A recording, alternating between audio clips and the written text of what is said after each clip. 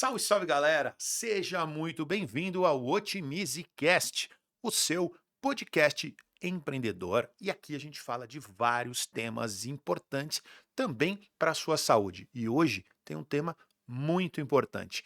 Eu vou trazer uma convidada para lá de especial que vai falar com você. Hoje esse podcast é muito direcionado, principalmente às mulheres empreendedoras que trabalham nesse mercado.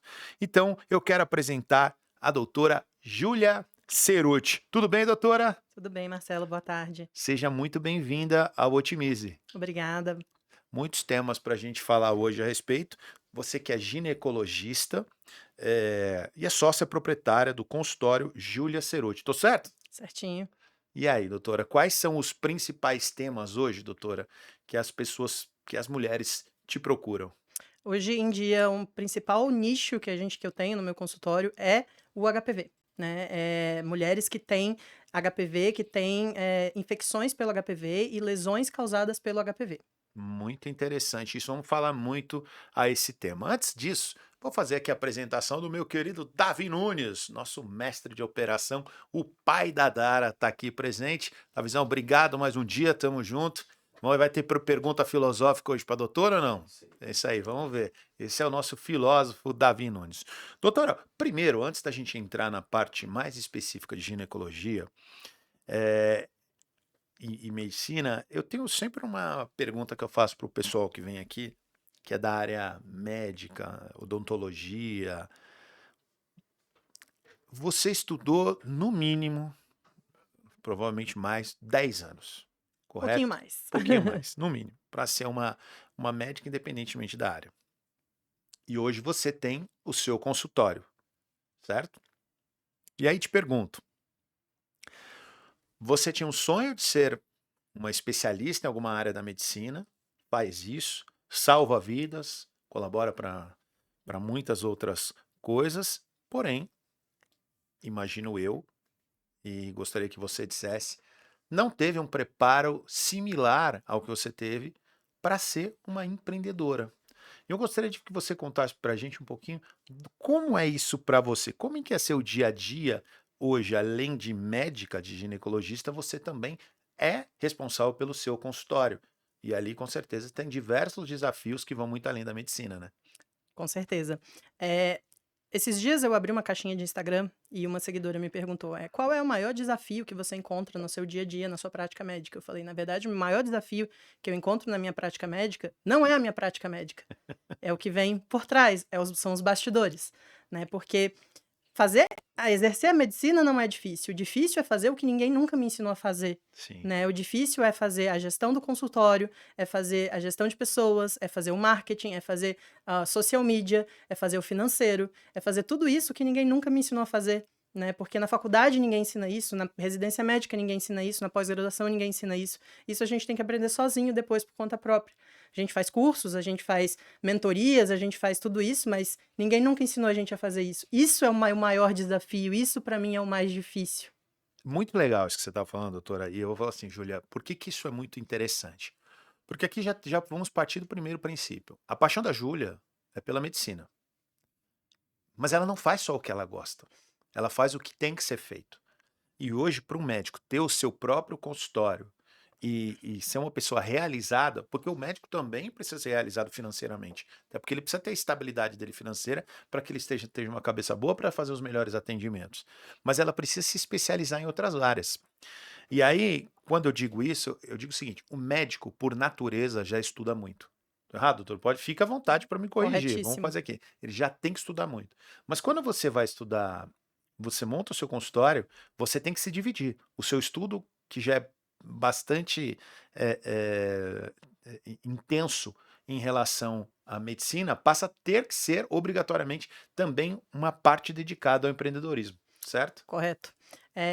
Hoje em dia, eu não separo mais só o período de atendimento para paciente. Antes eu separava 1 hora para atender minha paciente, né? Hoje em dia eu não separo mais só 1 hora, eu separo mais 1 hora e meia, porque além de atender aquela paciente, eu tenho os BO que eu tenho que resolver pós-atendimento. Eu tenho que organizar como é que vai ser o pós-consulta dela, eu tenho que organizar a sala depois do atendimento dela, eu tenho que organizar o marketing pós-consulta, eu tenho que organizar tudo que vai ser organizado além da consulta, porque o atendimento, o atendimento da paciente não é só a consulta Não médica. começa e termina ali. Não começa e termina ali, vai muito além daquilo, né? Para ter um bom atendimento, não é só dar um bom serviço médico, não é só prestar um bom serviço médico. Isso é o básico, isso todo médico tem que fazer. Eu tenho que pensar na experiência da paciente, que na verdade não é só uma paciente minha, ela é uma cliente Claro, minha, claro. né? Eu tenho que pensar na experiência Bom toda isso. dela, não só no pré-consulta, como também no pós-consulta. Como é que vai ser a experiência dela antes dela chegar no meu consultório? Como é que vai ser a experiência dela depois dela passar pelo meu consultório? Então, é tudo isso. Doutor, sabe que é muito legal isso que você colocou? A relação médico-paciente-cliente, hoje eu vou colocar paciente/cliente, mudou muito. Eu vou usar um exemplo. Os meus médicos, eu tenho WhatsApp. Então, assim, óbvio que tem pessoas que exageram, mas no geral, essa relação mudou muito.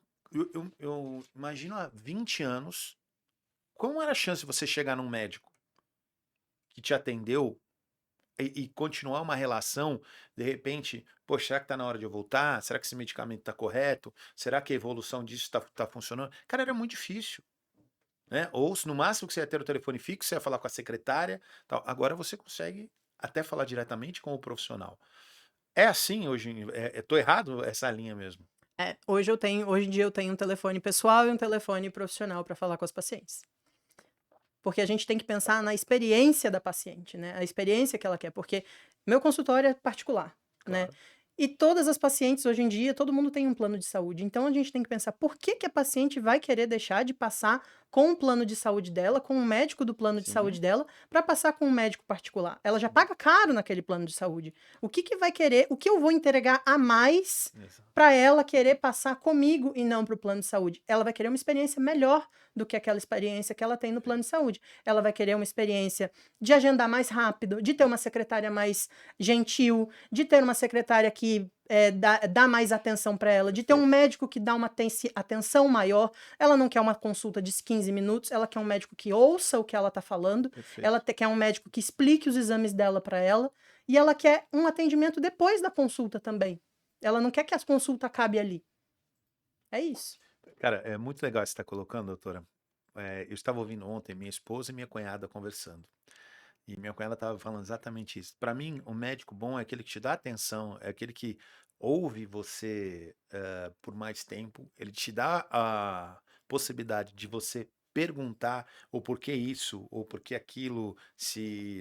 Porque hoje tem também a história do Google, da inteligência artificial. Antigamente, a pessoa ficava extremamente focada. Hoje, se você tem algum problema, você consegue ir lá pessoas que têm problemas semelhantes, você consegue ouvir outras opiniões médicas. Óbvio que você não tem que se automedicar, mas de uma forma ou de outra, a partir de sei lá, uma doença consolidada, você vai ouvir outros casos de outras pessoas. Você não precisava achar alguém que exatamente passou por aquilo na sua vida do dia a dia, mas você consegue achar na internet depoimentos e tal. Sim. Então, isso também gera mais a necessidade do paciente entender um pouco melhor o procedimento, por que que o médico fez isso, por que que ele optou por aquilo, né? Você tem uma ideia de quantos segundos ou minutos o médico deixa o paciente falar antes de interromper Não ele? faço a menor ideia. Chuta. Poxa, Em média, 1 minuto? 7 a 11 segundos. Meu Deus do céu. Eu busco em minha consulta deixar o paciente falar o quanto ela quiser antes de interromper, sem interromper, né? E isso chega a 3 minutos, 5 minutos, às vezes 10 minutos.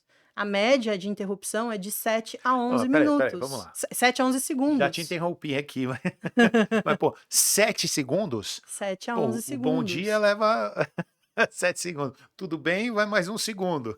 Essa é a Tá bom, média de cara, interrupção. praticamente difícil, hein? Exato. E aí por isso que muitas vezes as coisas ficam ali intrínsecas. O médico vai praticamente saber das coisas baseadas no exame, mas de repente ele nem entende o que realmente o paciente está sentindo, né? Às vezes ele consegue até chegar num diagnóstico, mas o paciente não consegue falar o que ele está sentindo. O paciente hoje em dia, ele quer se sentir acolhido, Sem dúvida, ele quer se sentir sem ouvido, dúvida. ele quer sentir que alguém se importa com o que ele fala. E muitas vezes ele não tem isso. Por quê? Porque o médico do plano de saúde, ele tem 10, 15 minutos para fazer uma Sim, consulta, né. Como é que o paciente vai falar tudo o que está sentindo em 10, 15 minutos? sim, sem Não dúvida. tem, não tem tempo. Por isso que muitos pacientes de plano de saúde, eles saem do plano de saúde e vão para as consultas particulares. Minha esposa só faz consulta particular. A gente paga um bom plano de saúde e ela só faz consulta particular. Porque ela quer ter esse tempo de qualidade que a gente fala com o médico, né? De Justamente. entendimento e tal, que não é um tempo qualquer, é um tempo de qualidade, né? Bacana, esse papo vai ser muito bom. Eu tenho muitas dúvidas em relação a isso. E vamos voltar ao tema principal. A gente estava falando de HPV. Uhum. Vamos primeiro trazer de uma forma bem simples, mais assim, o mais transparente possível. O que que é o HPV, doutora? Bom, o HPV é um vírus sexualmente transmissível, né? Isso é muito importante falar, ele é sexualmente transmissível, ele não é transmitido por banco de academia, por toalha, nem por biquíni, nem nada. É um vírus sexualmente transmissível que é extremamente comum na população, muito comum mesmo, né? E existem aí uns 200 subtipos do vírus, mais ou menos, dos quais mais ou menos 40 subtipos infectam a região anogenital, ou seja, a região do ânus e a região genital. Né? Esses 40 subtipos, eles também infectam a região da boca e da garganta. Né? Então, esses subtipos, eles podem causar algumas lesões, entre elas as verrugas e as lesões que podem um dia virar câncer. Uau!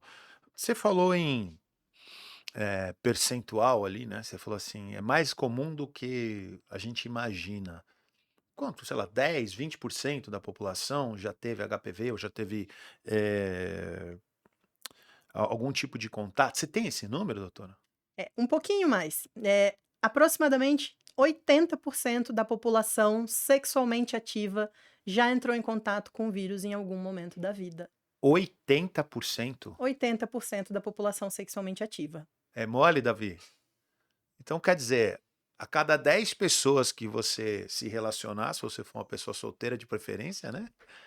8 já tiveram o contato com o vírus e podem ali estar sendo transmissores. É isso, Não doutora? só se você for uma pessoa solteira, né? Se você for uma mãe, você tem risco de ter o HPV, porque você é uma pessoa sexualmente ativa, Sim. né? Se você for uma mãe, você já teve relação sexual pelo menos uma vez Sim, na sim, vida. sim, claro, Então claro. você tem risco de ter o HPV também. Basta uma relação sexual na vida para você ter risco de ter o HPV. Teve uma fala que a Ana Maria Braga falou uma vez, que a Ana Maria Braga teve um câncer HPV induzido. E ela falou uma vez que não tem por que ter vergonha de ter HPV, né? Porque HPV é muito comum e é uma infecção sexualmente transmissível, sim, mas isso acomete mães. Que é coisa mais bonita do que ser uma mãe que tem um filho, né? Porque para você ter um filho, você tem que ter uma relação sexual, Sim, claro. certo? Então, qual é o problema de ter um HPV? Se você precisa ter uma relação sexual para ter o HPV, né? E para você ser mãe, você precisa ter uma relação sexual. Por que ter vergonha? Então, doutor, isso me fez pensar, né? Então, o difícil é você achar alguém que nunca teve um HPV, né? O difícil é Sexualmente isso. ativo. O difícil é isso. O mais provável é você achar alguém que tenha. Uau, isso é bastante delicado. E como é que é conviver com isso? Como funciona isso? O HPV, uma vez que você contraiu algum tipo de HPV, isso ele é tratado ah, efetivamente ou ele continua no seu organismo de alguma forma? Como é que funciona isso, doutora? A vida com HPV, de uma pessoa com HPV, é uma vida normal. Por quê? Porque na grande maioria das vezes, né, quando o HPV entra no corpo de uma pessoa, ele pode seguir 3 caminhos diferentes. O primeiro é ser eliminado espontaneamente, né? Na grande maioria das vezes, o HPV é uma infecção transitória, Uhum. né? Ele é eliminado sozinho. A segunda opção é ele ficar latente no organismo, quietinho, sem causar nenhuma lesão. Nesses casos, ele não é transmissível, ele não causa lesão, ele não faz nada, ele só tá ali sem fazer nada. E a última opção é causar alguma lesão, né? Nesse caso, sim, pode haver transmissão, pode fazer algum problema. Mas na imensa maioria das vezes, o HPV não faz absolutamente nada. Então, a vida de uma pessoa com HPV é normal. Mas como é que encontra ele no organismo? É um exame de sangue? Como é que funciona isso, doutora? Existe um exame que se chama PCR do HPV, ou captura híbrida, mas hoje em dia a gente chama mais PCR do HPV. É uma coleta da secreção vaginal, da secreção do colo do útero, um raspado da vulva. Né? A gente faz dessa maneira para saber se você tem HPV ou não. Né? Mas a, o objetivo desse exame, o objetivo do PCR do HPV, não é saber se você tem HPV ou não, é saber se você tem um fator de risco para o câncer de colo de útero. Não é saber se você tem uma IST, é saber se você tem um fator de risco para o câncer de colo de útero. Esse é o objetivo do exame. Quer dizer, isso é extremamente importante, porque, vamos lá, você tem algum número, doutora, que fale sobre percentual de pessoas que tiveram HPV e isso se transformou em um câncer de colo de útero? Sim, 99% dos casos de câncer de colo de útero são causados pelo HPV. Ou seja, se uma pessoa tem câncer de colo de útero, 99% dos casos são causados pelo HPV. Porém, das pessoas que têm HPV, menos de 1% vai ter câncer de colo de útero um dia. É aquilo que a gente falou. Dá para ter uma vida normal com HPV. A pessoa que tem HPV hoje vai ter uma vida normal. A chance dela ter um problema no futuro é muito pequena. Até porque, antes de causar um câncer, o HPV causa lesões precursoras de câncer. Lesões que podem virar câncer um dia. E dessa lesão precursora até um câncer, demora aí de 10 a 12 anos. Tempo suficiente para a gente intervir e impedir que vire um câncer. Tá, então vamos lá. Esse número que você passou, apesar, me assustou. Eu digo porque 99% das pessoas que tiveram HPV, 90, vou repetir, 99% das pessoas que têm câncer de colo de útero se iniciou com HPV. Perfeito. Esse é o número. Ou seja, por mais que apenas 1% das pessoas com HPV, das mulheres, é isso? Não. 1% das pessoas com câncer não tem HPV. 1% só não tem 1% das pessoas com câncer não tem HPV. no colo do útero, no caso. Isso. Entendi. Então, quer dizer, olha só, os cuidados para você não ter o HPV ou de serem tratados da forma correta, eu acho que aqui é muito mais tratar da forma correta, né? Para que não deixe desenvolver a chegar a ser um câncer de colo de útero. Perfeito. Porque o número é realmente avassalador. Quer dizer, 99% das pessoas que têm efetivamente o problema que geram o câncer, eles tiveram esse HPV. Sim. Maltratado, é isso? Isso. Perfeito. Então, e como fazer essa prevenção, doutora? O mais básico é usar preservativo, né? O preservativo, ele protege contra cerca de 70% das infecções pelo HPV. O preservativo, ele não é 100% seguro. Por Uhum. quê? Porque o HPV, ele pode infectar aí a vulva, a base do pênis, a região escrotal. E essas regiões, o preservativo não protege, né? E o Uhum. HPV pode infectar essas regiões. Então, o preservativo não é 100% seguro. Mas a melhor maneira de você se prevenir contra o HPV é tomando a vacina do HPV. A vacina do HPV não é só uma vacina contra um IST, é uma vacina que protege contra um câncer, né? Então, a vacina do HPV é a maneira mais efetiva de você se prevenir contra o câncer de colo de útero e contra outros tipos de câncer também. Câncer de vagina, de vulva, de pênis, de ânus e de garganta. Uau! E essa vacina hoje, doutora, muito importante. Isso aqui, aliás, é de utilidade pública, né? Como é o governo, no consultório particular, o governo é aberto, né? Oferecido pelo governo, pelo SUS. Como é que funciona isso? Existem 2 tipos de vacina. Tá. A primeira é a vacina tetravalente. Essa vacina protege contra 4 subtipos de vírus e protege contra 70% dos casos de câncer de colo de útero. Tá. A vacina tetravalente, ela está disponível no SUS para meninos e meninas dos 9 aos 14 anos e mulheres e homens imunossuprimidos, mais velhos. Imunossuprimidos é o quê? Com HIV, com câncer, que usam imunossupressores. A vacina nonavalente, ela protege contra 9 subtipos de vírus, protege contra 90% dos casos de câncer de colo de útero, está disponível somente na rede privada. E ela é indicada para pessoas de 9 a 45 anos de idade. Quanto custa essa vacina, doutor? Mais ou menos. Sei que é difícil a gente falar em valor específico, e aí vai ter, com certeza, você vai ter que fazer uma consulta médica ideal, fazer todo o acompanhamento. Mas quanto custa mais ou menos, né? A vacina do HPV, a nonavalente, ela só tem um fabricante mesmo. Como só tem um fabricante, o preço é mais ou menos padronizado. São 3 doses para se tomar dos 9 a partir dos 14 anos, são 3 doses. Então, o valor é mais ou menos fixo, fica aí mais ou menos em torno de 2.700, 2.700 as 3 doses. R$ 2.700. Só que aí você toma uma vez na vida, é isso? Só uma vez, as 3 Quer doses de dizer, uma vez. vale muito a pena, né? É um investimento, porque você está se protegendo contra um câncer. Aliás, contra 6 tipos de câncer. 9 nesse caso, né? Ou não? Não, Ah, 9 não, não, não, subtipos do 9 subtipos. vírus. Tá certo, tá 6 certo. tipos de 6 câncer. tipos de Colo do câncer. útero, vagina, vulva, pênis. A mulher não está se protegendo contra o pênis, mas ânus e Então, garganta. mas aí, nesse caso, ela não é só direcionada, então, a mulher, é homem e mulher, né? Homem também. Protege contra o câncer de pênis e contra o câncer de garganta. No caso do homem, câncer de ânus. A E gente teve um cantor famoso que teve um câncer na garganta que depois, poxa, quem foi? Que o fato foi uma HPV. O começo disso foi uma sim, HPV. Tô tentando o lembrar HPV. quem foi, para não. Eu tenho na cabeça quem eu acho que foi, mas eu não quero falar sem ter a convicção. Mas ele disse que a causa foi Sim. um HPV. Sim, o HPV é um causador do câncer de garganta, não é o único. O câncer de garganta também pode ser causado por tabagismo, etilismo, Claro. né? Assim como o câncer de pênis, ele também, na verdade, na maioria das vezes ele não é causado pelo HPV, na maioria das vezes ele é causado por má higiene, né? Mas o HPV tem sim participação nesses cânceres. E o HPV tem cura? Essa é uma pergunta difícil de responder. O HPV, ele é uma infecção transitória. Na maioria das vezes ele é eliminado espontaneamente pelo organismo, ou seja, tem cura, porque ele é curável. Mas não existe uma cura específica. Se você me perguntar qual é a cura para o HPV, eu vou dizer não tem. Aí você vai me dizer, ué, mas você não disse que o HPV tem cura? Eu vou dizer, mas não tem. Não existe um remédio que você pode tomar para dizer, pronto, toma, eliminou o vírus com esse remédio. Não existe.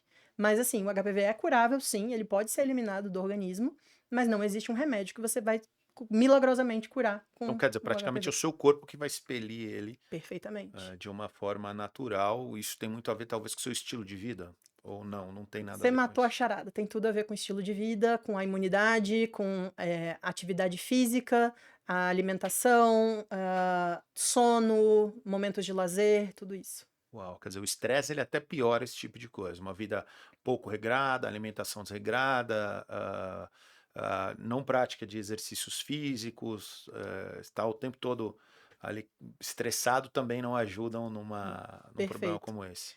Para a gente eliminar o HPV, a gente precisa manter a imunidade boa, né? Para a gente manter a imunidade boa, a gente precisa ter uma alimentação saudável e equilibrada, a gente precisa fazer uma prática regular de atividade física, a gente precisa ter um sono adequado, ter momentos de lazer com pessoas queridas, ter um controle de Sim. estresse, ter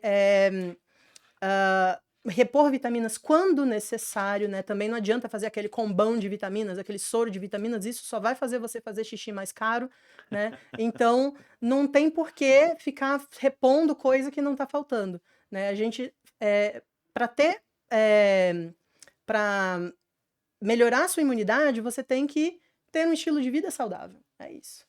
Bom, mas independentemente da cura, você já disse aqui, é possível você ter uma vida normal mesmo tendo o HPV, certo? É completamente possível ter uma vida normal mesmo tendo HPV. Inclusive, temos uma amostra aqui neste momento. Eu mesma tive uma lesão precursora de câncer causada pelo HPV.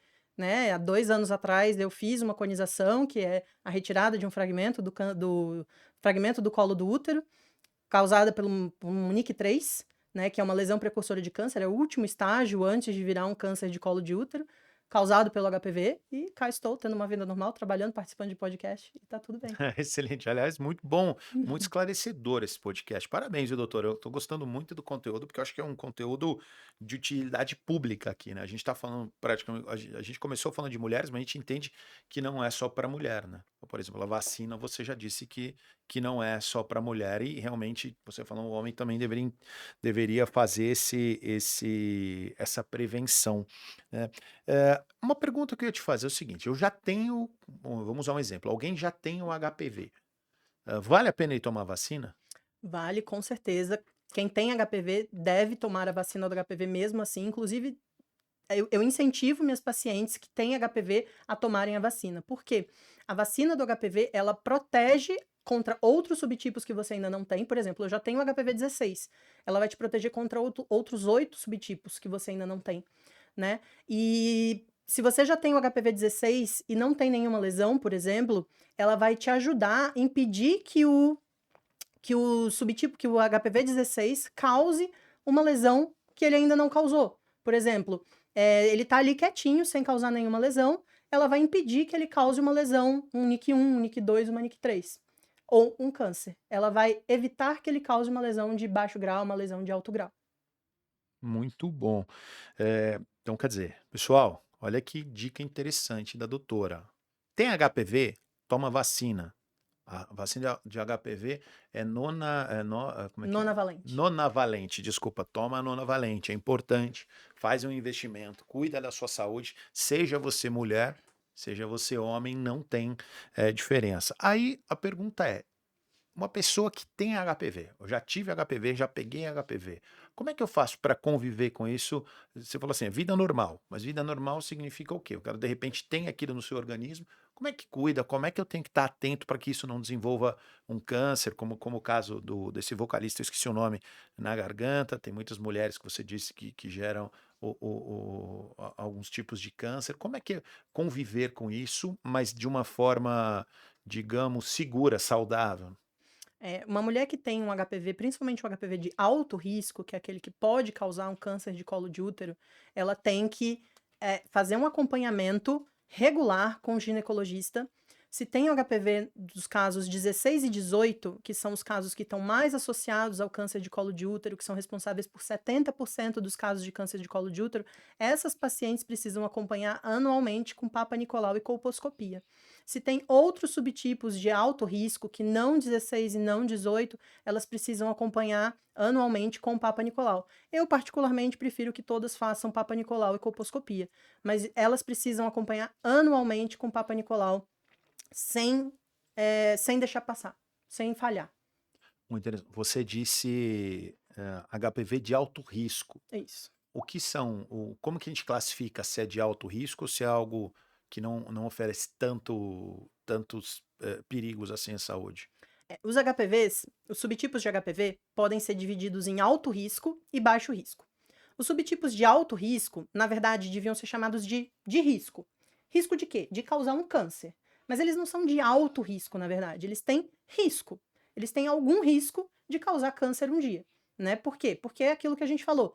Menos de 1% dos casos dos HPVs podem causar câncer um dia. Então, o HPV de alto risco tem risco de causar câncer.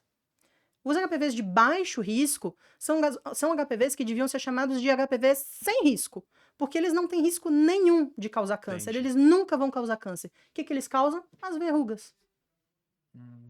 Muito bom você tocar nas verrugas. Sabe por quê?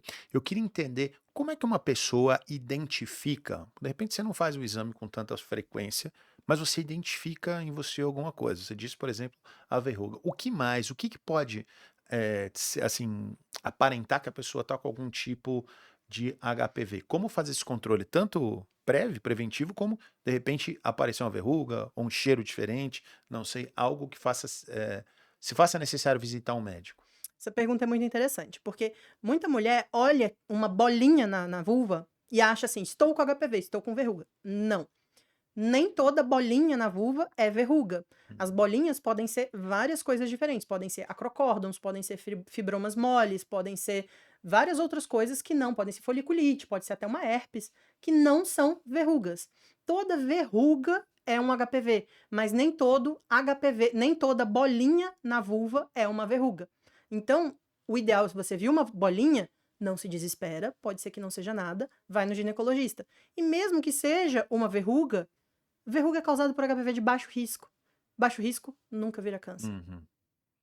Quer dizer, então, se eu entendi bem, eh, o problema maior é aquela que você não observa, não é tão fácil de identificar, de olho nu, né, olho nu, né. Perfeitamente. O HPV ele pode causar lesões que a gente chama de subclínicas. São lesões que a gente só consegue ver pela colposcopia ou pela vulvoscopia, né? São lesões que a gente não consegue ver a olho nu, né? Essas lesões são as lesões precursoras de câncer, que a gente não consegue ver a olho nu. Muito interessante isso, doutora, porque, assim, às vezes a preocupação das pessoas ela é muito maior quando vê uma verruga, alguma coisa, e aí ele só vai no médico quando tem alguma coisa assim. Uhum.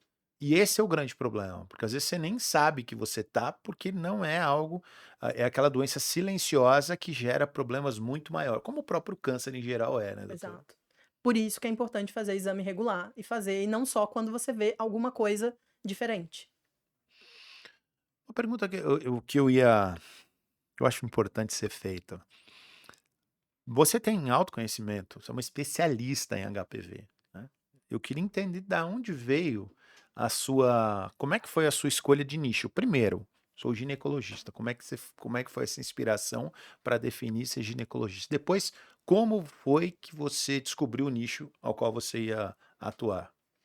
Bom, minha decisão para ser ginecologista foi extremamente racional, não foi nada de paixão, nem nada disso. Eu queria uma especialidade que fosse muito ampla, né, a ginecologia é uma especialidade muito ampla, é uma especialidade que eu atendo pessoas saudáveis, que estão querendo uma prevenção, eu atendo pessoas que têm doenças muito graves, eu tenho cirurgia grande, eu tenho cirurgia pequena, eu tenho pequeno procedimento, eu tenho cirurgia no consultório, eu tenho cirurgia em centro cirúrgico, eu tenho exame para fazer, então é uma coisa muito ampla que eu nunca Uhum. fico entediada, porque eu sempre estou fazendo alguma coisa diferente. Eu tenho consultório, eu tenho cirurgia, eu tenho várias coisas para fazer.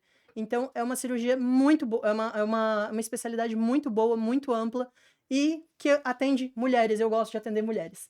Então, eu gosto muito de ginecologia por isso. Foi uma especialidade, foi uma escolha muito racional. É por isso que eu escolhi. Com relação ao HPV, na verdade, não fui eu que escolhi, foi o HPV que me escolheu. Eh, escolhi fazer a oncoginecologia, né? Minha principal especialidade, subespecialidade, é a oncoginecologia. Oncoginecologia é a especialidade que cuida de câncer ginecológico, né, o ramo da ginecologia que cuida de câncer ginecológico.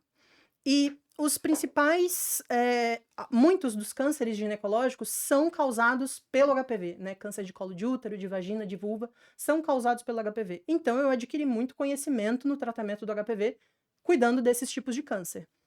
E aí, postando em redes sociais, logo nos primórdios da minha rede social, lá em 2020, eu comecei a perceber que existia uma dor que não era sanada, né, uma dor das pacientes que elas não entendiam os resultados dos exames delas, os médicos não explicavam as coisas para elas não entendiam o que estava acontecendo. Então existia uma dor que não era suprida, que o mercado não atendia, né. Então eu percebi que eu atendia essa dor das pacientes. Então eu comecei a trabalhar com HPV e foi isso que me gerou satisfação, porque eu percebi que eu conseguia atender essas pacientes e me trazia muita satisfação mesmo de ver que eu atendia elas bem com isso. Não, e assim, tem muitas dúvidas a respeito, né? Então, assim, Muitas. você acabou entendendo um nicho muito interessante, porque tem uma demanda grande, tem bastante dúvidas a respeito, e você tem poucos profissionais, assim, realmente voltados a isso. Parabéns aí pela sua escolha, que eu imagino que tenha feito, além de você estar entregando algo para a sociedade muito importante, né, que é um cuidado, não só, principalmente com as mulheres, né, mas que realmente, se você imaginar que a fonte de tudo é a mulher, a mãe, quem tem que ser muito cuidada, né? Então, realmente, parabéns. Você eu entrevistando você, eu vejo você é uma pessoa extremamente preparada, não só na sua especialidade, como você fala bem, você se posiciona bem, você está se preocupando, se você se preocupa com a sua autoridade, com gerar conteúdo de qualidade. Te acompanhar um pouquinho ali das suas mídias sociais. Aliás, qual que é o seu Instagram, doutor? Davi? Podemos colocar o Instagram da doutora? Acho que vale muito as pessoas acompanharem, porque é muito, muito legal, né? Tava fuçando no bom sentido, né? Olhando ali o seu Instagram. E eu queria, quando é que foi esse insight que você teve para você se preparar além da medicina e realmente entender, poxa, hoje eu preciso também que ser vista nas mídias sociais, hoje eu preciso me comunicar melhor. É uma é uma técnica natural ou você se preparou para isso também? O momento em que eu decidi começar nas redes sociais foi o momento que eu decidi sair dos plantões, sair dos convênios e ir para o consultório particular. Eh, Porque quando você vai para o consultório particular, você tem que dar a cara a tapa. E você tem que ir para as mídias, você tem que ir para as redes sociais e tem que, se expor, né. Eu decidi sair dos plantões, decidi sair dos convênios, decidi sair do resto, porque eu não estava satisfeita, Uhum. né? Primeiro, porque eu não estava prestando uma medicina de qualidade, eu não estava dando a qualidade que eu gosto, o serviço de qualidade que eu gosto para os meus pacientes. E segundo, porque eu não estava tendo o padrão de vida que eu gosto. Não estava dando não estava tendo o padrão de vida que eu queria, né? Eu estava Uhum. saturada, trabalhando muito e tal. Ledo engano, hoje eu trabalho mais do que eu trabalhava antes. Mas, principalmente por isso. Vamos falar disso daqui a pouco. Hoje eu trabalho mais do que eu trabalhava antes. Então, os principais motivos que eu quis sair do plantão dos plantões e dos convênios para o consultório particular foi isso. Assim que eu decidi começar o consultório particular, eu já comecei com o Instagram, já comecei com TikTok veio um pouquinho depois, YouTube veio muito depois, mas eu já comecei com o Instagram logo depois, logo na mesma época. E demorou muito até eu chegar do jeito que eu tô hoje. Eu ainda acho que eu tenho muito caminho para andar, mas demorou muito. Meus primeiros vídeos são horríveis. Meus primeiros vídeos são totalmente travados e até hoje eu sou um pouco capenga. Não, você tá falando muito bem, eu não acompanhei o seu começo ali, mas você tá falando muito bem, a entrevista rende, porque você parece que tem o jeito na hora de responder, ou seja, você é breve na sua resposta, mas contundente, ou seja, Uhum. você consegue responder de uma forma eh, pontual. Isso é muito interessante, Obrigada. né? Parabéns, viu? Uma pergunta que eu teria é o seguinte: é possível identificar de quem você pegou, você se contaminou ali com HPV? Pergunto porque ah, é complexo, né? De repente você pegou de alguém, ou essa pessoa pode estar transmitindo para outras pessoas. Como é que é feito isso, doutora? É impossível, impossível saber de quem uma pessoa pegou HPV, né? Às vezes uma pessoa descobre durante um relacionamento que tem HPV, aí fica querendo culpar o parceiro, achando que foi traída, aí fica tentando fazer continha, tentando lá atrás descobrir de quem que foi que pegou. É impossível, não dá para saber, né? Quando a gente pega HPV, a gente pega aqui hoje, e aqui é uma linha do tempo, né? Não dá para saber quando foi que pegou neste momento, né? Porque o HPV ele pode ficar no nosso corpo por décadas, Assim, décadas, décadas. décadas, e pode ficar inativo por décadas e só Uau. reativar depois em algum momento de baixa imunidade, né? Então aqui pode ser que aqui ele estivesse positivo. Ah, mas eu fiz o exame do HPV dois meses atrás, 2 anos atrás, e estava negativo. Sim, o teste do HPV pode ficar negativo nesse período. Significa que ele estava em níveis tão baixos que não foi o suficiente, que o exame não conseguiu detectar, né? O exame não foi bom o suficiente para detectar.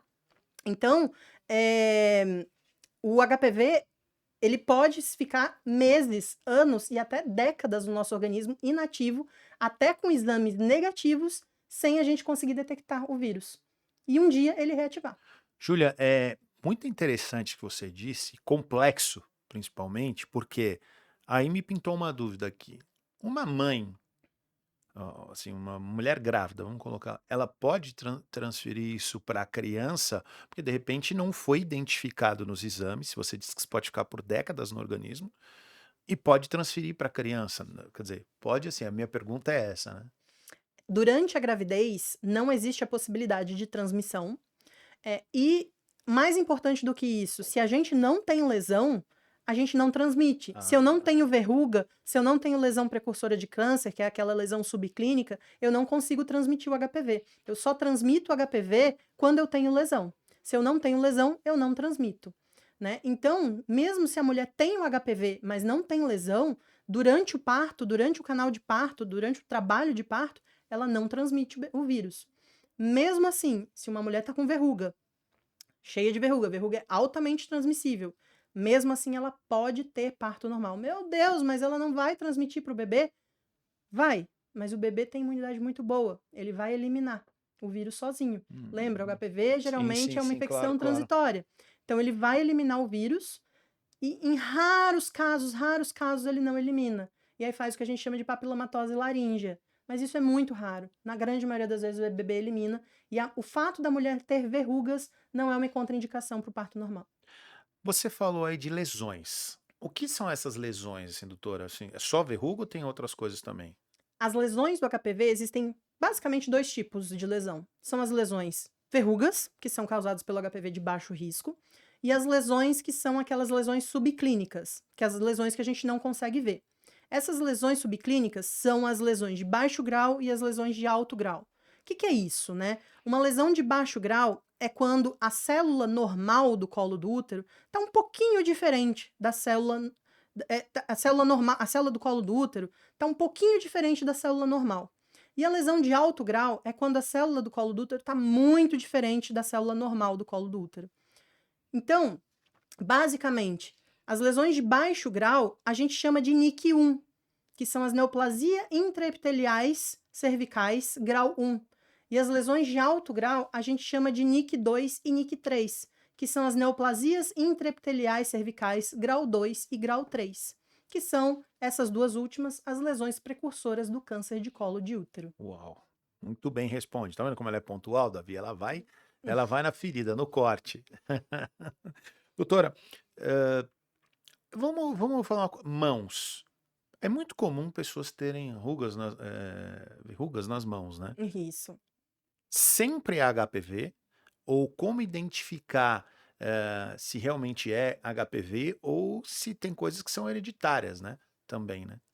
Aquelas verruguinhas que criança costuma ter na mão, sabe? É muito comum criança ter na mão, no pé. Isso é HPV, mas são subtipos diferentes dos HPVs que a gente tem na região genital. Na região genital, a gente tem os subtipos 6, 11, 16, 18. Nas mãos, a gente tem os subtipos 1, 2, 4. Então, são subtipos diferentes. Então, se eu tenho verruga na mão e coloco na minha região genital, eu não passo da minha mão para a região genital. Se eu tenho verruga na região genital e coloco minha mão, eu não passo também. Porque são subtipos diferentes. Eles não têm essa Entendi. transmissão. Mas eu transmito para outra pessoa isso? Se eu pegar na mão de outra pessoa e eu tiver com verruga na mão e pegar na mão de outra pessoa, eu posso transmitir. Uau, olha só. Então, quer dizer, esse contato assim da mão, às vezes ele pode ser. Porque você também tem aquelas verrugas que são meio que hereditárias, né? Minha família tem diversas, eu tenho, assim, nasce pescoço, principalmente, algumas coisas assim, né? E aí você faz o exame, não aparece ter nada. Mas existem verrugas que são um dos principais pontos de você entender o que é um HPV, é isso? É aquilo. Essas verrugas, na verdade, não são verrugas, são bolinhas. Essas que ficam no pescoço, a gente chama de Esses. acrocórdon. Tem Ah, outras bolinhas que são ceratose seborreica, que são fibroma mole, que são outros tipos de bolinhas que não são verrugas, são bolinhas, mas não são verrugas. entendi. Então, assim, a verruga é uma outra história. Essa verruga na mão, por exemplo, acontece, mas aí ela pode ser um HPV. Na maioria das vezes é um HPV. É isso. Isso, Que legal. E é transmissível. transmissível. Uau, isso é interessante saber, né? A gente não tem, eu não tinha essa concepção assim tão clara como eu tô tendo agora, que realmente essa pode acontecer. Então, assim, o contato pela pele também pode ser não necessariamente um contágio sexual, né? Não, não necessariamente. Sim, interessante entender isso. Doutora, explica pra gente de uma forma bem clara o que que é um DST e um HPV de uma forma clara de se entender, para as pessoas terem uma compreensão melhor, né? Hoje em dia a gente não usa mais a sigla DST, porque Uhum. DST significa doença sexualmente transmissível. Exato. A gente usa a sigla IST, que é IST. infecção sexualmente transmissível. Por Hum, quê? Porque não necessariamente essas infecções causam doenças. O HPV uhum, mesmo, por exemplo, o HPV, na grande maioria das pessoas, ele não causa doença. Ele causa uma infecção sem causar uma doença. uhum. Doença é um problema que tem sintomas, né, que causa um problema de saúde mesmo. Na grande maioria das vezes, o HPV causa uma infecção, mas não causa um problema de saúde, né? Então a gente chama de infecções sexualmente transmissíveis, certo? Que é o IST. Que é a IST. E aí, a IST pode causar um HPV. Não. O HPV é uma É IST. um IST, é Ele isso. é uma infecção sexualmente transmissível. Por quê? Porque ele é transmitido pela relação sexual, né? E ele pode ou não causar sintomas. Por isso que ele é considerado uma infecção sexualmente transmissível e não uma Mas assim, doença. só para ficar claro, como você disse que teve a questão das mãos aqui, então não é que toda HPV necessariamente ela é causada pela relação sexual. Essa é a O HPV, os HPVs da região anogenital sempre são transmitidos via sexual. via sexual. Os HPVs da região da mão não são transmitidos via genital. Porque, tipo, Entendi. se eu tenho um HPV na mão e transmito pra você, e encosto na sua mão, eu passo da minha mão pra sua mão. Uhum. Se eu tenho região na minha região genital, encosto na região genital de alguém, eu passo da minha região Entendi. genital para a região genital de outra pessoa. Mas da minha região genital para a mão de outra pessoa, isso nunca Não vai acontece. acontecer. Pode Nunca. acontecer isso no beijo também, né, doutora, ou não? Não, Menos. não Aí são acontece. outros tipos Outros de tipos de infecções. entendi. Muito interessante. Doutora, assim, esse papo é muito esclarecedor, até para desmistificar algumas coisas, né? Mas por outro lado, os números que você apresentou aqui, ainda eu estou matutando sobre eles, né? Quando a gente fala em 99% dos casos de câncer de colo de útero são casos causados pelo HPV, e você diz aqui que o HPV pode ficar no organismo por até décadas, até que ele se realmente demonstre ou apareça de alguma coisa, me cria uma certa preocupação de que isso, mal curado, com certeza gera muitos problemas para diversas mulheres, não só mulheres, você já explicou aqui, né? Então eu vou insistir numa pergunta que eu já te fiz, porque como a pessoa tem uma vida normal, como você disse que é possível, mas associado a cuidados, porque se ela só pode se manifestar daí 10, 15, 20 anos, como é que essa pessoa vai saber que ela teve esse contato? Você tem razão na sua preocupação, né? O principal fator que leva ao câncer de colo de útero é a infecção persistente pelo HPV. Porque na maioria das vezes a infecção pelo HPV é transitória, né? Então, quando o HPV gera uma infecção persistente, é aí que a gente precisa ficar preocupado mesmo, porque o câncer de colo de útero não é causado pela infecção transitória, ele é causado pela infecção persistente, por esse HPV que fica anos, décadas, né? Então, como é que uma pessoa com infecção persistente tem que viver a vida? Ela tem que viver a vida lembrando que ela tem esse HPV persistente e que ela tem que continuar acompanhando. Ela tem que continuar fazendo os exames dela de rotina frequentemente. E como ela tem que fazer isso? Fazendo o PCR do HPV todos os anos, frequentemente, para saber se o HPV continua ali. Isso vale para homem e para mulher, doutor? Para mulher, o PCR-HPV é um exame de rastreamento do câncer de colo de útero. Para o homem funciona igual Não, ou tem algum protocolo para o homem bem diferente, não né? existe protocolo para o homem. Uau, uau. Eu fico pensando voltando no caso do vocalista, porque eu fico imaginando que ele teve que parar de cantar. Uhum. Eu esqueci o nome dele agora, cara, do vocalista que parou de cantar porque ele teve um câncer na garganta e ele assumiu que foi gerado até ele usou como alerta, né, via um HPV, Uhum. né? E eu fico imaginando, porque passa a ser um problema também para o homem, né? Porque isso Sim. fica numa zona ali pouco enxergada, não é fácil, né, de você ter essa visualização. Pelo que eu entendi, para a mulher é até mais fácil esse controle, Sim. né? É complexo isso, né? É por isso que homem também tem que vacinar pro HPV, né? Também tem que vacinar. E você pensa, uma pessoa que está num relacionamento monogâmico, estável, também precisa vacinar? Sim, também precisa vacinar. Por quê? Na linha do tempo, de novo, a linha do tempo. Durante essas décadas que a pessoa pode estar em um relacionamento estável, o HPV ele pode se ficar negativo nesse período. E a mulher pode ficar com o HPV negativo nesse período, e não necessariamente ela ter eliminado o vírus, ela pode estar só com o HPV na fase latente, em níveis tão baixos que o exame não detectou. Mas nesse período, depois disso, ela pode acabar positivando e transmitindo para o parceiro dela. Por isso, sim, o parceiro também tem que vacinar. Perfeito, perfeito. E assim, interessante que você falou que assim, uma das formas, talvez, de você manifestar esse HPV é numa queda de resistência, né? De imunidade, né? Uhum. Como é que funciona isso, doutor? Quando a gente tem situações de estresse, como trauma cirúrgico, infecções, né, tipo uma gripe, um resfriado, Covid, uma infecção de garganta, ou então a gente passa por uma cirurgia, a gente se acidenta, um acidente de carro, um acidente de moto, qualquer trauma para o nosso organismo. Ou então um estresse muito grande, né? Tipo, me divorciei, vou ter que passar por uma mudança. Qualquer estresse muito grande para o nosso corpo, seja físico, seja mental. A gente gera um aumento da produção de cortisol. É um hormônio chamado cortisol que ele é um hormônio imunossupressor. Se ele é imunossupressor, quer dizer o quê? Que ele piora a qualidade das nossas células de defesa e diminui a quantidade das nossas células de defesa. Sem as nossas células de defesa, o HPV vê uma oportunidade para crescer, se multiplicar e conseguir fazer lesões. Que lesões, né? Se ele for um HPV de baixo risco, ele faz as verrugas genitais. Se ele for um HPV de alto risco, ele faz as lesões precursoras de câncer, Uau, que podem evoluir para um câncer. uau. Quer dizer, né, tem que ser monitorado, tem que estar de olho ali, baixa de imunidade, talvez fazer o exame logo depois de algum problema identificado nesse sentido, talvez seja uma solução tanto para homem quanto para mulher. Doutor, vamos voltar um pouquinho ao tema agora da tua parte empreendedora, né? Desde o começo, seu objetivo foi ter uma clínica sua, para você fazer do seu jeito? Quais foram os seus fatores que te motivaram a ter o seu consultório?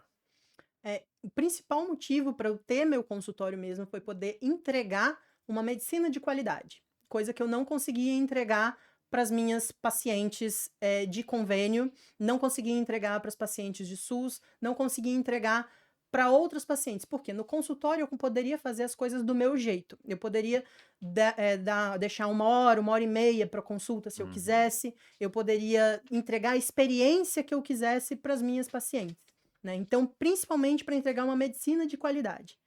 O segundo motivo foi para ter mais qualidade de vida e trabalhar menos. E isso caiu por terra. Eu vi que eu não consegui fazer isso, e eu acho que eu Uhum. não vou conseguir tão cedo. É, doutor, isso é uma preocupação, né? Quando a gente olha o cenário de que você me chamou muita atenção, você falou que, se eu entendi bem, eu precisava ter um tempo de qualidade com o meu paciente, com o meu Sim. cliente. Aquilo me motivou, me incentivava muito, porque eu queria realmente entregar a solução, um atendimento mais personalizado. Hoje você consegue fazer isso do jeito que você gostaria? Plenamente, 100%. Então, e para quem quiser, de novo, contratar a doutora ou quiser começar um tratamento com você, como é que é, doutora? Eh, Pode entrar em contato com o telefone DDD 11 955695058, entrar nas redes sociais, Instagram, @doutora Júlia Cerutti, e E é onde isso. fica? Onde fica o teu consultório? Fica na Rua Bela Sintra, 217, sala 310. Legal. Bela Sintra, aqui do lado, aqui o Otimize Studios fica aqui na Avenida Angé. Aliás, por falar em Otimize Studios, vamos aproveitar essa deixa, vamos falar. O que você achou da tua recepção? O que você achou do Otimize Studios? Aqui o Otimize é um espaço que a gente grava o podcast Otimize Cast, mas nós usamos ele também para locação, para pessoas que têm o objetivo de montar o seu próprio podcast e entregar ali o seu conteúdo de qualidade. Queria que você contasse um pouquinho da experiência que você teve aqui. Eu achei aqui extremamente agradável, é um ambiente muito acolhedor. O Marcelo foi muito, simpático, me deixou muito à vontade, e eu recomendo.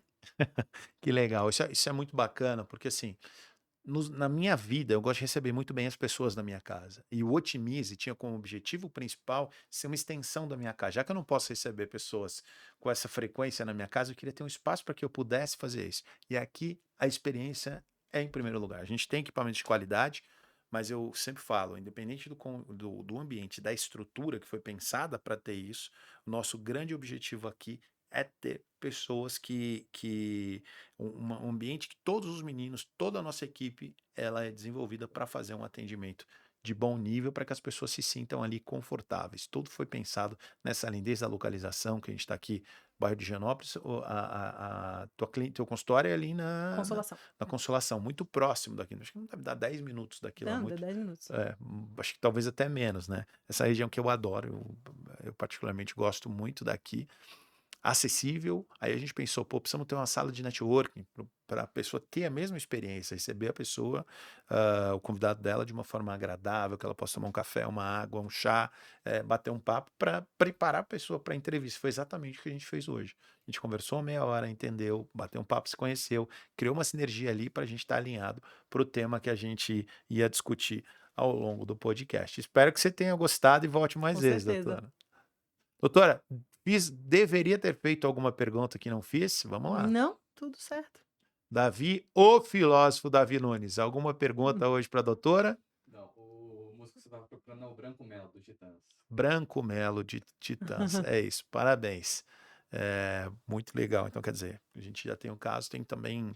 A gente não é o primeiro, a gente já viu alguns, né? E Sim, para eles é um problema muito sério.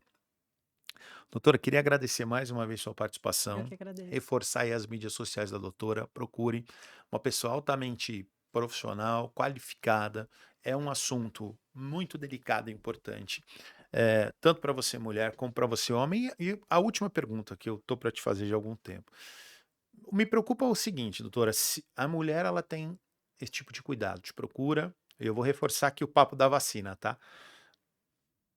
Mas se o homem tiver uma doença como essa, mesmo a mulher se cuidando com frequência, ele pode estar constantemente, me corrija se eu estiver errado, transmitindo para a mulher, né? Como é que funciona isso? Para o homem, como funcionaria isso para que a mulher não. Como é que a mulher pode ajudar o homem? É mais ou menos isso que eu queria, porque assim, ela ajudando o homem, ela consegue também se proteger, certo? É, o homem, assim como a mulher, ele só transmite se tiver lesão, né? No caso, verrugas ou lesões subclínicas. Hum, Mas o homem, ele é muito diferente da mulher. A anatomia do homem é diferente. O homem, ele tem pele em vez de ter mucosa, né? Mucosa é a parte de dentro da sim, vagina da sim, mulher, sim, né? A parte claro. rosinha, vermelhinha. O homem, ele tem pele, ele não tem mucosa. O HPV não gosta de pele, ele gosta de mucosa. Ah, Por isso que o maior problema para o homem é a garganta e não o pênis, né? Então, o homem geralmente faz lesões mais transitórias, mais,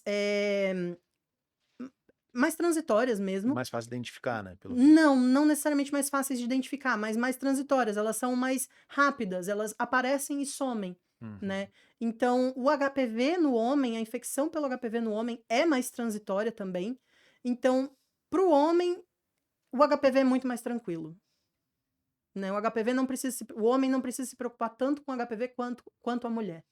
Sim, Fora que para o homem, o pênis está ali na cara dele, ele olha o pênis dele todos os sim, dias. sim, sem dúvida. Quando ele vai se higienizar, ele olha o pênis dele todos os dias. A mulher não olha o colo do útero dela É, todos não os tem dias. como, né? Ela só olha o colo do útero dela uma vez no ano, quando ela vai pro ginecologista, e olhe lá, Mas a vacina tem que ser feita para os dois, né? para os Porque 2. principalmente em caso desses casos que não é possível ele observar, que são as coisas mais ali, Exato. se usar uma expressão, não é subcutânea, né? Mas é algo mais que você não vai enxergar ali a Você olho não vê a nu, né? olho nu. Qual é a palavra? Desculpa, doutora. Subclínicas, Subclínicas, eu gostei dessa expressão. Tá vendo, seu Davi? Tem as infecções subclínicas que são impossíveis de ser notada a a olho olho nu. nu. Doutora, quero de novo te agradecer. Muito obrigado pela tua visita aqui Eu ao que Otimismo. agradeço. Espero que você goste. Esse programa vai ao ar. Pessoal, hoje, até para a gente falar, Davi, me ajuda aqui. 9.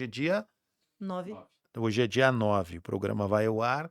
Semana que vem, essa semana temos a 30. Angélica, depois temos a dia 30 30 do 9? Não, desculpa.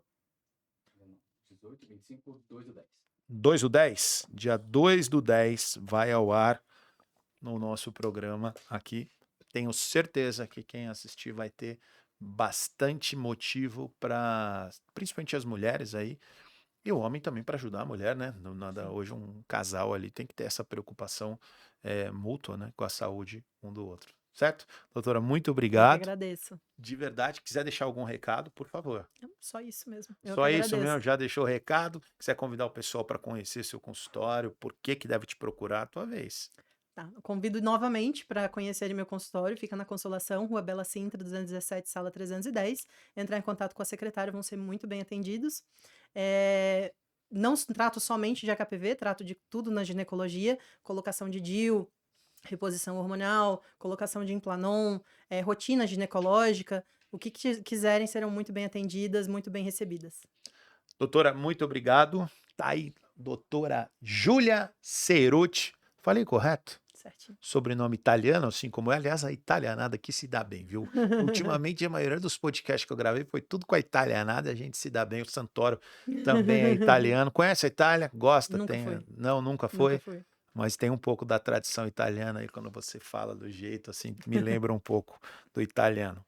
Gente, muito obrigado mais uma vez. Terminamos por aqui mais um OtimizeCast. Lembrando, siga a gente no Instagram, @Otimize Studios. E se você quiser me seguir, também fale bem, fale mal, mas fale de mim, @Marcelo Santoro Oficial. Muito obrigado pela tua participação, espero que goste. Semana que vem tem mais. Aproveita deixa seu comentário, segue a gente, clica aí no sininho para que você não perca nenhuma das nossas novas publicações. Sempre um podcast que fala sobre ah, o poder do empreendedorismo, fala sobre negócios, mas também fala sobre algo muito importante, que é a saúde das pessoas. Para manter alta performance, para você estar bem, você precisa estar saudável. Tá bom, gente? Muito obrigado, até a próxima semana. Fui, obrigado, até mais, Júlia. Valeu, Até Davi. mais. Abração. Fui!